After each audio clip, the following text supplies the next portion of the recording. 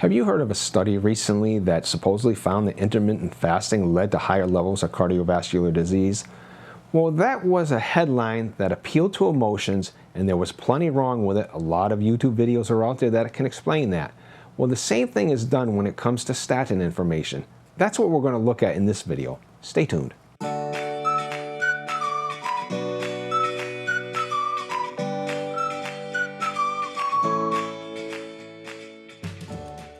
We're going to look at a few instances of popular reporting of statin news that turned out to be not exactly what it appeared to be. First, let's look at this report from NBC News. So let's read it together. After suffering a near-fatal heart attack in April, Boris P., a 54-year-old computer programmer, was prescribed a statin for a second time. He had been prescribed a low dose of atorvastatin, Lipitor, for slightly elevated cholesterol in 2013, but gave it up soon after picking up his prescription. He wasn't having side effects, and he knew that the medication was protecting his heart, but he didn't like that he would have to take the medication for the rest of his life. That decision landed him in the ER. Not taking the statin is why he had the heart attack. Well, think about these two phrases that I've just highlighted. He knew that the medication was protecting his heart. No conditional on that it may be protecting his heart. That decision landed him in the ER. If he had taken the statin, he would not have had the heart attack. That is the emotional appeal of this article, which was written by a doctor. Think about that. That is a statistical claim that a low-dose statin would have been 100% effective. That is a relative risk reduction of 100% in avoiding his heart attack. If you've been watching this channel for a while, you'll know that the typical relative risk reduction of a statin for primary prevention is closer to about 1 in 3, not 100%. Now, since Mr. P did have a heart attack, we only need concern ourselves with the relative risk reduction because his chances of a heart attack were 100% as it turns out. So the absolute risk reduction and the relative risk reduction from taking a statin should be the same. Here the claim is it's 100%. Later in the same article, they say this. There was a study of 28,000 patients, 30% of whom stopped taking statins. The other 70% presumably kept taking their statins. So this was, while not a randomized control trial, effectively is a real-world instance of something very similar to a control trial, where if we consider the people who didn't take the statin as being the control group, 8.5% of them had a heart attack within 4 years. Just from these numbers, that was a very high-risk group. 8.5% in 4 years, that's something like 20% over 10 years, and we usually talk about a lot lower risk factors than that. But that's compared to 7.6% who continued taking their statins. What happened to that 100% relative risk reduction, that 100% effectiveness? According to these statistics, 8 out of 9 people who took their statins ended up having a heart attack anyway, a heart attack they otherwise would have had if they had gotten off the statins. That is an 11% relative risk reduction. So while this article was not aimed at Mr. P, he's convinced he's taking his statins now, and I really can't blame him. I would probably feel the same way if I was in his position. But the fact is, he's probably beating himself up. Oh, I didn't take the statins, and if I had, I wouldn't have had the heart attack. That is simply false. Can't make that statement categorically. There's an 8 out of 9 chance that he would have had the heart attack anyway. So I don't know what's the better message to give to Mr. P. Don't beat yourself up because there's an 8 out of 9 chance that you would have had the heart attack anyway. That's not a very positive message either. Well, if both messages seem to be negative, like you didn't take a statin, you had a heart attack, or there was an 89% chance that you would have had the heart attack anyway, just tell them the truth. The problem is, this article was not written to appeal to Mr. P. He's doing what he's doing, and I don't blame him in any way. It's to appeal to our emotions. And if we were to just read those first paragraphs that I showed, we'd be convinced if you're offered a statin, you should definitely take it because it's going to save your life for certain. And that's simply not the case. Here's another report also from NBC News. More people should get statins, report says. Okay, there's always a report that says stuff like that. Here's a quote from that news report. Statins can damage muscle in 5 to 15% of patients. The FDA updated labeling on statins to include warnings about confusion and memory loss. I've talked about that a lot. Elevated blood sugar leading to type 2 diabetes and muscle weakness. But this article goes on to say, but even with those risks, it's worthwhile, the report team found. So what is that? That is a benefits outweighs the risk value statement that they've just made. They're decided for us that muscle damage in 15% of us is still worthwhile. Well, maybe it is, maybe it isn't. That's an individual decision. Then they go on to say, and if even more people were given statins, if they were given to people with a 3% risk of developing heart disease over 10 years, another 160,000 heart attacks and strokes would be prevented, they estimated. Wow, you look at that and you say, emotionally, that's a great appeal. We could avoid 160,000 heart attacks. But what they don't tell you is how many people are going to have to take the statins to avoid those 160,000 heart attacks. And as it turns out, to avoid them, for patients with a risk as low as 3% up to 7.5%, which is the current guideline. So I said, okay, the average risk in that group is like 5.25%. And if we're going to get a 36% relative risk reduction in primary prevention, which is what the Lipitor ads claim, and I'm just going with that for this discussion, we'd have to give statins to 8.5 million additional patients. And it could be over 1.25 million of them suffering muscle damage. And in addition, 444,000 people in that 8.5 million would still have a heart attack. Yes, 160,000 heart attacks could be avoided, and that's nothing to make light of. But let's look at this graphically, because sometimes that shows things better. On this chart, there's the 8.5 million people who have taken the statin for 10 years. The yellow is the number of people who weren't going to have a heart attack anyway because the risk was so low. The red is the people who have a heart attack anyway, despite the fact that they're taking the statin. And the green, way up at the top there, are the few people, the 160,000, who are going to avoid a heart attack. Now, this really becomes a matter of opinion. Is that worthwhile? Some people will say yes, and I can't argue with the people who say yes, that's a worthwhile reduction.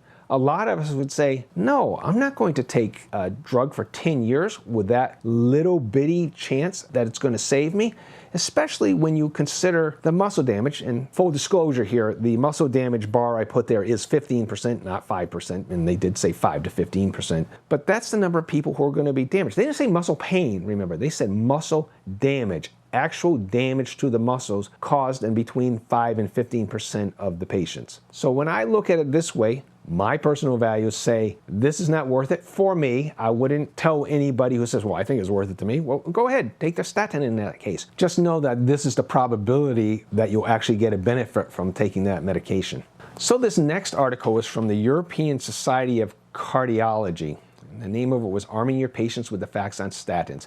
They gave a series of claims that were anti-statin, I guess, and then facts that were to refute those claims. We're not going to look at all of them. I'm just going to look at one or two of them, but they were all of the same ilk as this one.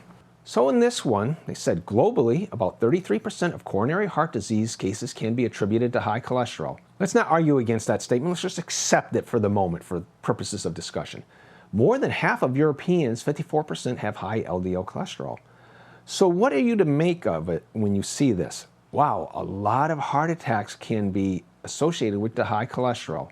Oh goodness, Europeans have exceptionally high levels of cholesterol, so they must be really in trouble when it comes to heart attacks. The problem is they told us globally 33% of coronary heart disease are attributed to high cholesterol. They didn't tell us globally what levels of high cholesterol there are, and they didn't tell us how much of the heart disease in this 54% could be attributed to high cholesterol. They want us to make the connection here, and actually if you make that connection, you'd be scratching your head and say, it seems to me that high cholesterol is protective. And well, why would that be? Well, I chased some of the links from this article and I found the World Health Organization seems to be where they got this information. And here the World Health Organization said globally a third of the heart disease is attributed to high cholesterol. Okay, so that matches. The global prevalence of raised total cholesterol among adults was 39%. From an emotional level, you look at that and say, wow, it's dangerous to have high cholesterol. But in fact, 39% of the people had only 33% of the heart attacks. That's what this statistic is showing us. Their own statistics tell us that fewer people with high cholesterol have heart disease than expected. If 39% of the population gets 33% of the disease, that's a rate fact, I just divided 33 by 39, it came up to 0.85. That means that the other 61% got 2/3 of the disease. So dividing 67 by 61, you get 1.09. This data actually says that the higher the cholesterol, the more protective it is. Not by a lot, but if they're going to make this claim that the high cholesterol leads to cardiovascular cardiovascular disease, even if 39% of cardiovascular disease occurred in this 39% of the population, that would say it makes no difference at all, because it'd be 1.0 when you do the division. That says cholesterol's got nothing to do with it. What they're showing here is a protective association. We'll just call it an association, but it just seems the association is fewer people with high cholesterol have heart attacks than would be expected. Now, there's probably more to it than this, but we're being presented with these numbers and they're supposed to wow us, but when you look at them, you say, wait a minute, what's going on here? These numbers you're giving me do not prove the emotional point that you're trying to make. Here's just one other case from the same paper. The claim was that there are a lot of adverse effects, and they said, fact, the most common side effect reported by statin users is muscle aches, which occurs in less than 1% of patients. This is the worst statin misinformation that there is out there. Remember the earlier report said it was 5 to 15% of people had muscle damage? This here is saying no, only 1% of the people even have muscle pain. I just got to call it what it is. This is an outright lie. This is just an example of how untrustworthy this entire paper, number 4, you can read it for yourself. I could have picked apart almost all their claims and counterfacts that they presented. What's this mean for us? The problem is there are lots of appeals to emotion. Pretend you're in this conversation. This is a conversation I made up, but it seems realistic to me given how doctors throw this statistics around at us. You're visiting your doctor and he says, you have a 7.5% 10-year risk of having a cardiovascular event based on a standard risk calculation. That makes the person eligible under the most commonly used guidelines for a statin prescription. The patient turns out to be very well informed and says, well, how much will a statin reduce that? What's the number needed to treat? The doctor, if he's being honest, will say, well, it's going to reduce it by about 2.5%. Your number needed to treat is about 40. The patient says, that seems like a really low risk reduction. And the doctor says, well, I think there's a good chance that you'll be one of those who benefits. Well, what did the doctor just do? The doctor just threw out all the risk calculations, all the statistics, and is appealing to the emotion, saying, yeah, but trust me, because somebody's going to benefit. I think there's a high percentage chance that it's going to be you. So the patient asked, well, really, how good of a chance? Well, I don't know what the doctor would say, but suppose the doctor said, well, it's at least 80%. We know at that point that the doctor's just making up numbers. He basically has told you that your risk is over 80% and statins are over 80% effective. Because when you come down to it, it's the product of the risk and the relative risk reduction. Well, if the product of the risk and the relative risk reduction is 80%, then both those values have to be very high. They've both got to be over 80%. You know, one is 80% and the other's 100%, or they're both 90%, whatever it comes out. When you multiply them together, it comes out to be 80%. Now, this sounds kind of ridiculous, but you could see in the heat of an argument where a doctor is trying to get somebody to take statins to just exaggerate, say, yeah, but I think there's a really good chance, there's an 80% chance that you're going to be the one who benefits. That's a statement that the doctor shouldn't be making, and they shouldn't be appealing to emotions. They should be giving us the most accurate data that they possibly can, given the limitations. The risk calculator is not perfect. Give the best information. Don't try browbeating us into taking that. This is sort of what my doctor, who browbeat me into going on statins, kind of implied. We didn't in those days have the risk calculators or the 7.5% guideline, but she was certain that I was going to have a heart attack without the statin. With the statin, I was going to be perfectly saved, and that's simply not the case. So my closing thoughts on all this: most of these headlines or news reports are appeals to emotion. They might even put the actual statistics into the report, but there's no nuance to it. There's no digging deeper and explaining what the statistics actually imply. We have to do that for ourselves. So now I'd like to read a quote from a book by Asim Malhotra, A Statin-Free Life. No relation to this channel, despite the similarity in names. And on page 62, he has this to say: interestingly, studies have been done to assess at what level of risk reduction a patient would accept taking a daily pill, even if they were told that it was free and there were no side effects. When the number needed to treat is used, 30 to 40% of patients would choose not to take the pill if the NNT for benefit was above 30.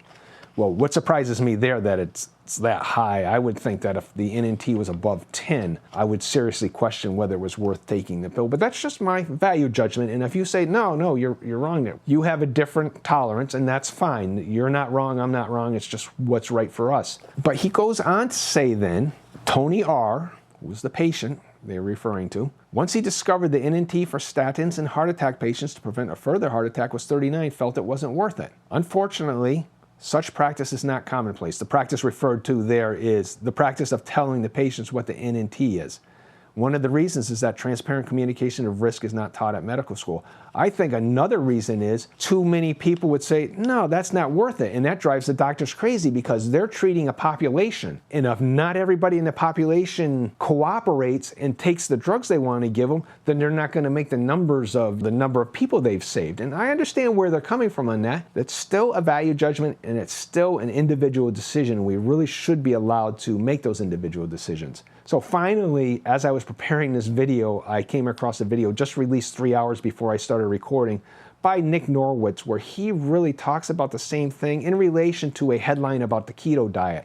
And I encourage you to go to watch that. The link is in the description. So if you appreciate this content, please like, share, subscribe, and comment on this topic or others you'd like me to cover. And if you haven't seen this video, I recommend you take a look at it now. Thanks for listening.